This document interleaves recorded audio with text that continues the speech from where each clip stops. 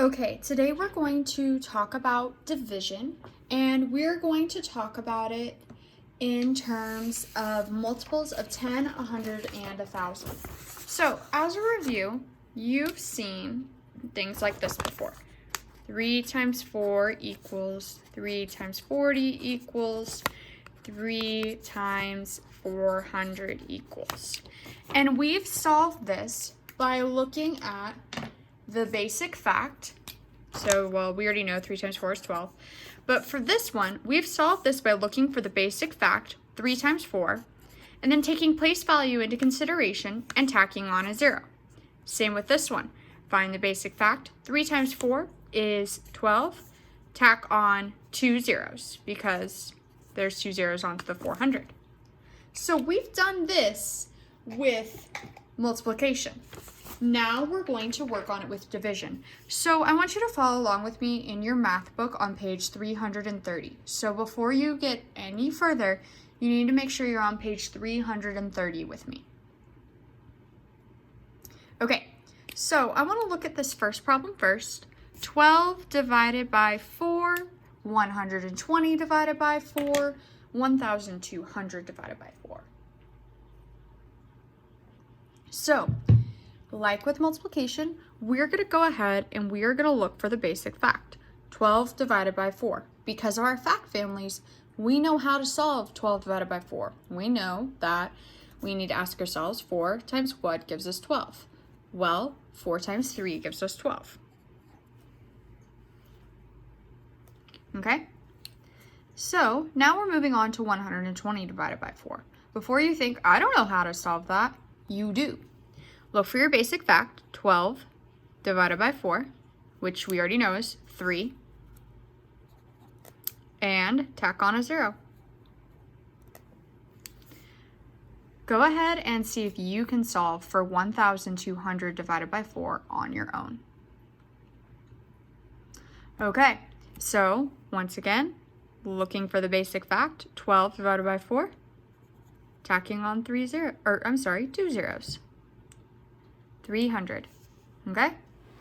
I want you to see next if you can solve this sequence of problems on your own. 36 divided by 9, 360 divided by 9, and 3,600 divided by 9.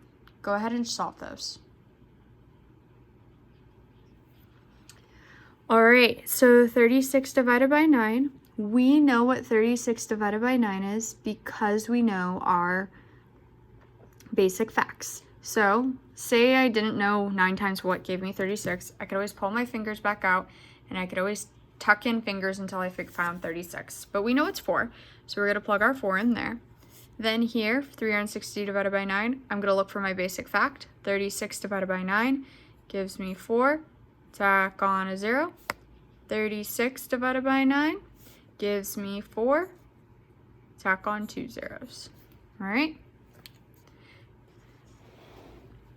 This next one wants you to use patterns and place value, but there's no previous problems. So, using the strategy of finding your basic fact and then tacking on zeros, see what you can do with this. Okay, so what I did is I looked for 4 divided by 2, and I got that that's 2, and I went ahead and tacked on 2 zeros. One more.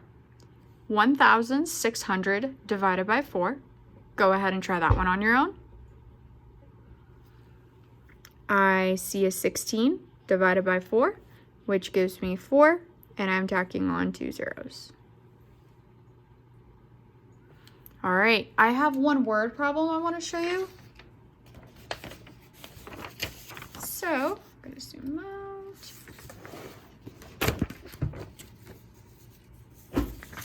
All right, so last year, Carlotta earned $1,200 babysitting. Carlotta charges $6 per hour. What is the total number of hours Carlotta spent babysitting last year? Go ahead and see if you can figure this one out on your own.